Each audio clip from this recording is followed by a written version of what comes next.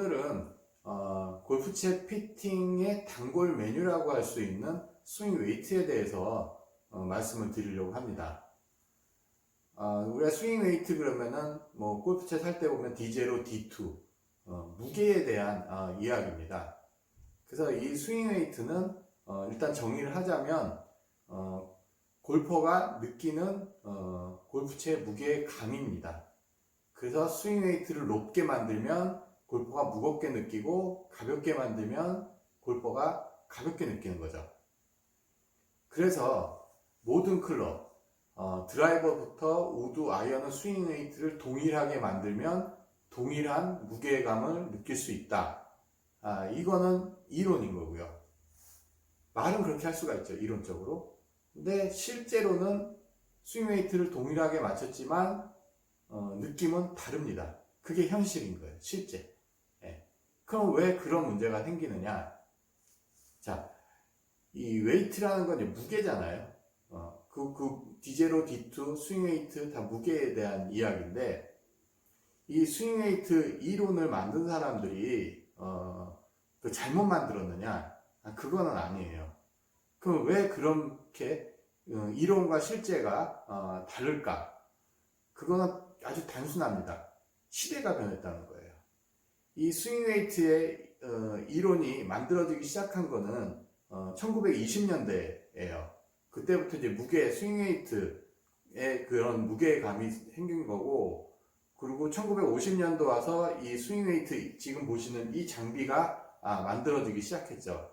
처음에는 그립 끝부터 여기 물리는 요 중심까지가 12인치였다가 14인치로 좀 늘어났어요. 그것도 이제 뭐 나중에 기회가 되면 설명될 수가 있을 수도 있는데, 하여튼 근데 별건 아니에요. 그게 그 확장성이 좀 생긴 건데 그 이유도 다 있습니다. 근데 어쨌든 간에 그 스윙 웨이트라는 거는 그 동일한 골퍼가 무게를 느끼게 만들어주기 위해서 고안한 거예요. 근데 그 당시 1950년도 그 당시까지만 해도 우드나 드라이버, 아이언의 샤프트 중량은 120g대 이상, 130g대.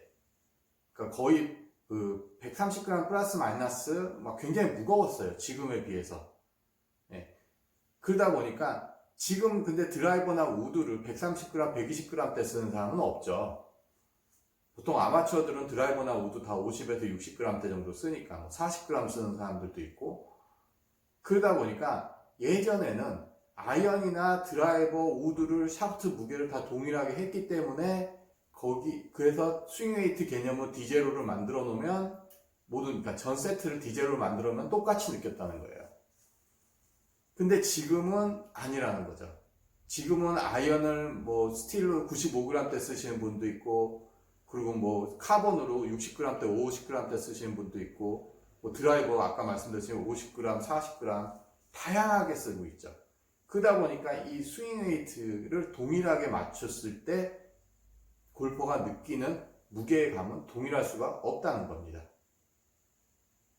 그래서 이 스윙 웨이트도 제가 예전에 만들어 놓은 영상, 그러니까 관성 모멘트하고 스윙 웨이트에 대해서 제가 좀 더 쉽게 풀어놓은 얘기가 있었는데, 그걸 이제 매칭 시켜가지고 이 스윙 웨이트에 대한 것도 무시할 수 없는 이야기 중에 하나예요. 뭐냐면 우리가 스윙 웨이트는 이것도 무게이기 때문에 관성 모멘트가 존재를 해요.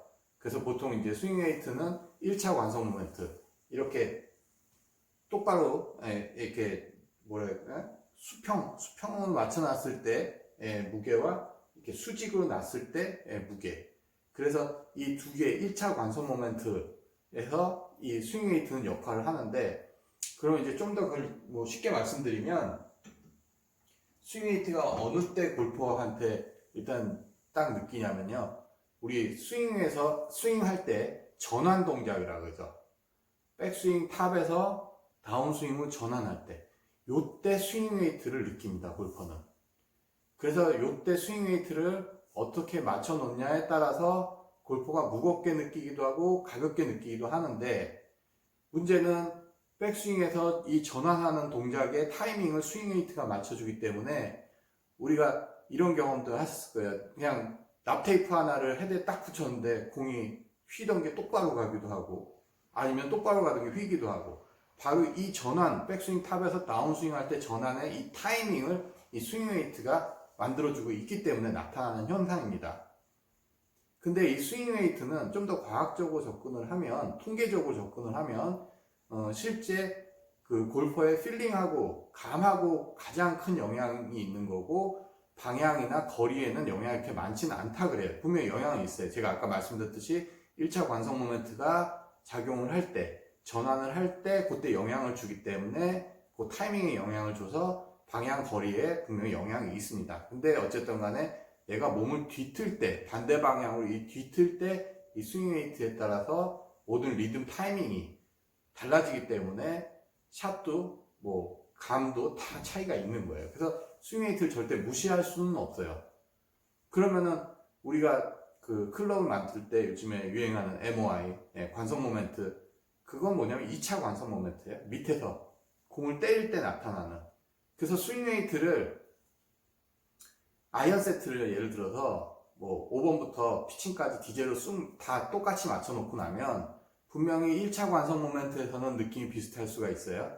근데 결국은 공이 맞을 때 2차 관성 모멘트에서는 분명히 차이가 있다는 거죠. 그래서 이 스윙 웨이트는 작업을 하는 게 방식이, 그러니까 일단 이게 탄생의 비밀을 알아야 되는 거예요. 제가 아까 한 가지는 말씀드렸죠. 얘는 일단 옛날에는 샤프트 드라이버부터 아이언까지 동일한 무게, 그것도 가벼운 것도 아니고 120, 130g대 무게.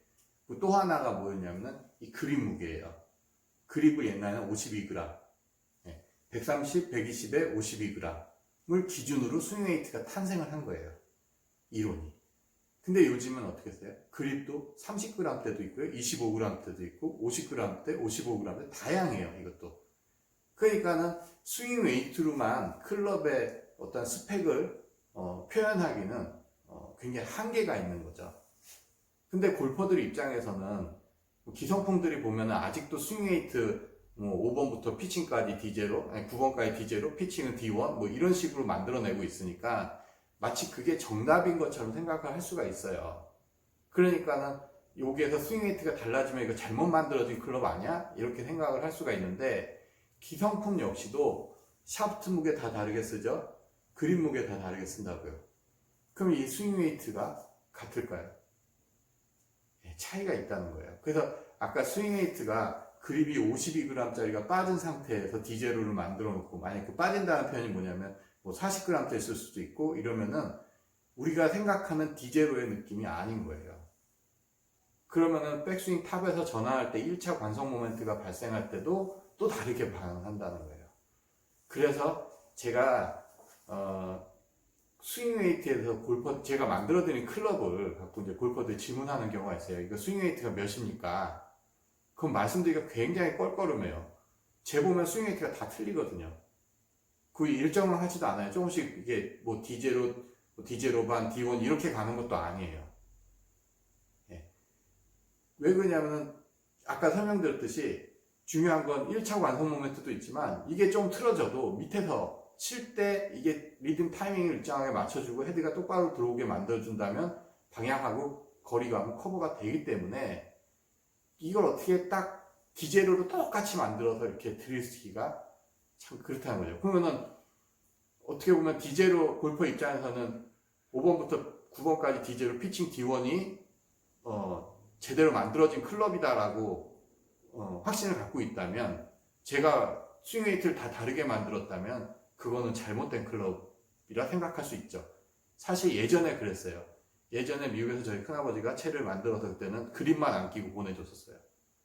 그때는 그립은 이제 한국에서 골퍼한테 맞게 그 사이즈를 이렇게 껴줘라. 그리고 이제 길이도 다 다르게 들어왔고.